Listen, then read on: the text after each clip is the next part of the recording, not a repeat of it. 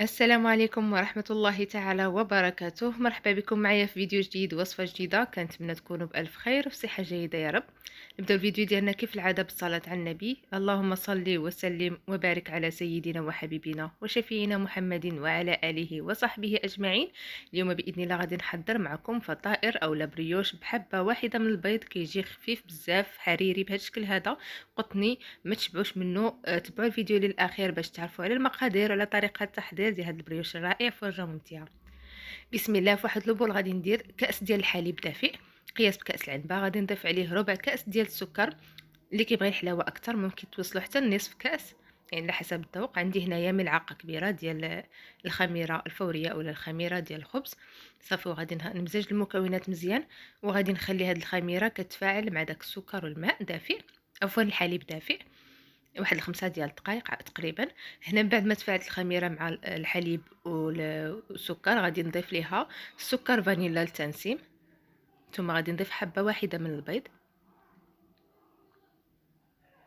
غادي نمزج المكونات مزيان حتى كيدخل داك البيض مع باقي المكونات.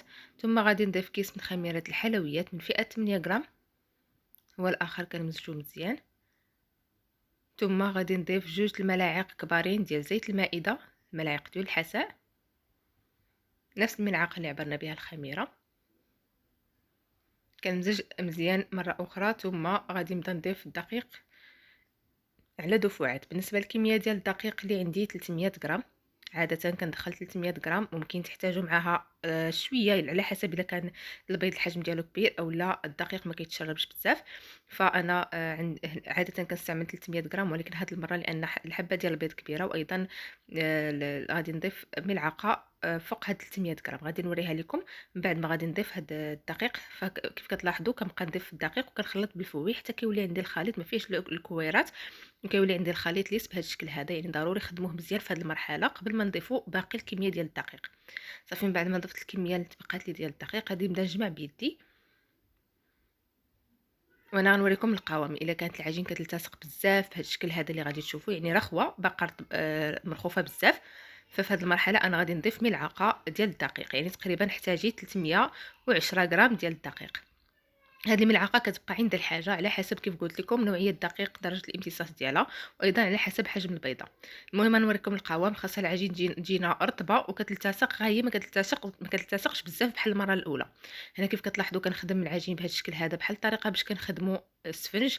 صافي، في هذه المرحله غادي نضيف ملعقه متوسطه ديال الزبده ديال الاكل. غنحاول ندخلها هكذا في العجين وكنخبط هكذا العجين مع لوبول بهذا الشكل هذا كيف كتلاحظوا بحال الطريقه باش كنعجنوا السفنج. هنا مشيت غسلت يدي باش نوريكم القوام ديال العجين. يعني ضروري غسلوا يديكم عاد كملوا باش تشوفوا القوام واش هو هذاك، لان الا كنتو كتعجنوا داك العجين كيكون ملتصق في اليد كيبين لينا ان العجين ديالنا راه باقي خصها دقيق بزاف. القوام ديالها خصها تكون تجينا بهذا الشكل هذا، يعني راه كتلتصق غا هي ماشي جاريه عاوتاني بزاف. صافي، هنا كدهنت الوجه ديالها بشويه ديال الزيت، وهذا هو القوام ديالها. كنحاول نوريكم مره اخرى. غادي نغطي العجين بسلوفان ونخليها في مكان دافئ حتى كتختمر كيضاعف الحجم ديالها.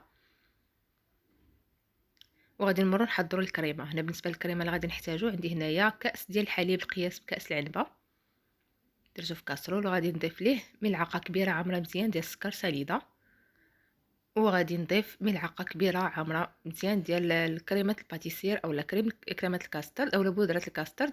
ف غادي ندير ايضا سكر فانيلا واحد الساشي باش نسم، يعني نعزز النسمه اولا النكهه ديال الفانيلا. كنمزج المكونات مزيان على البارد، ثم غادي نديرهم على النار مع التحريك المستمر بطبيعه الحال حتى كيعقد الخليط وكيولي عندنا الخليط كريمي بهذا الشكل هذا. من بعد ما درتو على النار هذا هو القوام ديالو. غادي نغطي الكريمه ديالي بسلوفان، بحيث ان السلوفان يلامس لينا الوجه ديال الكريمه باش ما يتشكلش فيها القشره في القشره في الوجه ديال الكريمه، ونحطها جانبا تبرد. هنا العجين ديالنا من بعد ما اختمرت هذا هو الحجم ديالها، يعني كتولي مضاعفه بهذا الشكل هذا تقريبا 3 اضعاف بهذا الشكل. صافي، وكنديكازيها بهذا الشكل هذا كيف كتلاحظوا وكندير يدي في شويه ديال الزيت قبل ما نديكازيها لانها كتكون كتلتصق. غنحطها جانبا وغادي نوريكم بالنسبه لهاد ليمون اللي غادي ندير فيهم اللي غندير فيهم البريوش. هاد لي مول ديال لي طاخت اولا ديال لي كيش، انا غادي كندير ليهم هاد الورق ديال الزبده، يعني تفا ديال التصاق البريوش. كيف كنعرفوا البريوش ساهل يلتصق، خاصه ان العجين عندنا مرخوفه بزاف. الا كان عندكم هاد اليوم ما كيلصقوش فما تحتاجوش ديروا لهاد الورق ديال الزبده، يعني مباشره دهنوا بالزبده وديروا العجين. فكيف كتلاحظوا دهنت بالزبده ودرت الورق في القاعده، يعني كنديرو غير في القاعده باش نتفاداو التصاق العجين. الا كانت عندكم كيف قلت لكم ليمون هكذا غلاظين وما كيلصقوش، فبلا ما ديروا الورق دهنوا بالزبده صافي. صافي كندهن يدي بشويه ديال الزيت وكنشكل العجين كويرات صغار بهذا الشكل هذا، وكنحطهم في الوسط ديال هاد ليمول.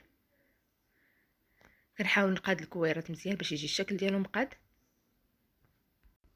ودائما بالاستعانه بالزيت باش نتفاداو التصاق العجين في اليدين.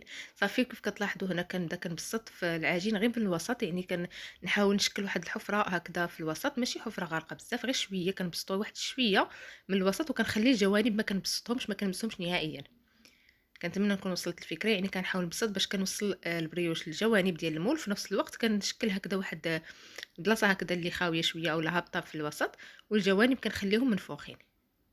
هذيك البلاصه اللي في الوسط هي اللي غندير فيها، اللي بسطنا هي اللي غندير فيها الكريمه.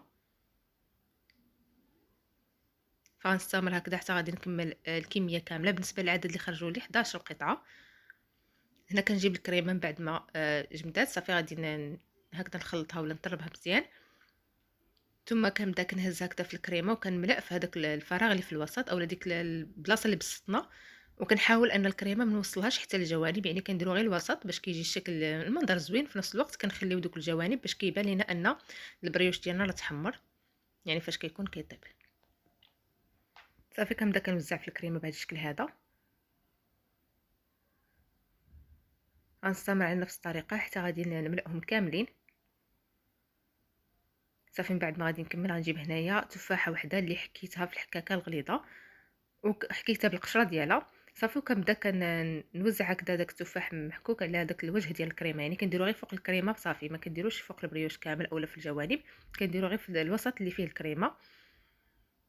فبالنسبه لهاد التفاحه راه غادي تكفاني ومازال غيشيط لي منها، يعني تفاحه وحده قاضيه الغرض، غير هي كتكون هكذا كبيره لانها بطبيعه الحال حبه كبيره هي اللي تقضي الغرض. صافي خليتهم هكذا يختبروا حتى ضاف الحجم ديالهم، وكنجيب هنايا شويه ديال السكر ساينده كنرشو على الوجه ديال التفاح باش كيتكاراميليزا في الفرن، وغادي ندخلها للفران. بالنسبه للطريقه ديال الطهي، الفران كيكون سخون مزيان، من بعد ما كيسخن كندخلوا هاد البريوش ديالنا، النار كتكون فقط من الاسفل، وكنخليوه كيطيب على نار عادي على نار متوسطه، بحال الطريقه باش كنطيبوا البريوش اولا الكرص حتى هو نفس الطريقه. صافي من بعد ما كيطيب وكيتحمر هكذا من الجوانب كنشعلوا ليه الفوق باش كيذهب اللون ديالو اولا كيتحمر. وهنا كيف كتلاحظوا كنديموا ليه فيهم، كيتحاول نحيدهم كيتحيدوا بكل سهوله لان درنا لهم داك ورق الزبده. صافي وغادي نجيب هنا واحد شويه ديال المربى كندهن الجوانب بداك المربى. ممكن ديروا ناباج ولكن المربى كيجي لذيذ بزاف وكيتواتى مع التفاح. صافي من بعد ما كندهن الجوانب بالمربى غادي نزين بالكاوكاو كونكاسي، ممكن تزينوا باللوز كونكاسي اولا اي مكسرات عندكم، اولا غير تزينوا غير بالكوك بوحدو. فانا غادي ندير الكاوكاو كونكاسي ثم غادي نزين ايضا حتى بالكوك، فغنديرهم بجوج. الكوك صراحه كيجي بزاف كيجي لذيذ بزاف مع هاد المكونات اللي درنا في البريوش. فانا كيف قلت لكم غادي ندير شويه ديال الكوك فوق داك الكاوكاو، وهذا هو الشكل النهائي ديالهم. صراحه كيجيو رائعين بزاف، المنظر ديالهم كيجي زوين، كيجيو راقيين، كيجيو لذاذين بزاف. الكريمه وداك التفاح كيجيو لذاذ بزاف في هذا البريوش هذا. كيجي البريوش خفيف بزاف وقطني ومهوي من الداخل، يعني كيجي حريري بحال الريشه، يعني من الداخل صراحه كيجي رائع جدا. كنتمنى تجربوه وانا متاكده الا جربتوه غادي ينال الاستحسان ديالكم وغادي تعرفوني علاش كندوي. هنا كيف كتلاحظوا كنحاول نوريكم الحبه عن قرب، وضروري كيف عودتكم دائما غادي نحل معكم الحبه باش تشوفوها كيفاش كتجي من الداخل، ما شاء الله مهويه من الداخل واسفنجيه بهذا الشكل هذا. اذا احبائي كانت هذه الوصفه ديالنا ديال اليوم، كنتمنى تنال الاستحسان ديالكم، كنتمنى تجربوها وتخليو لي الاراء ديالكم اسفل الفيديو. اذا كاين اي تساؤل ممكن تخليو اسفل الفيديو، انا ان شاء الله غادي نجاوبكم عليه. الا عجبتكم الوصفه وصلوا لاكبر عدد من اللايكات او بارطاجيو مع الاصدقاء والاحباب. كنضرب لكم موعد جديد في فيديو جديد ووصفه جديده. السلام عليكم ورحمه الله تعالى وبركاته.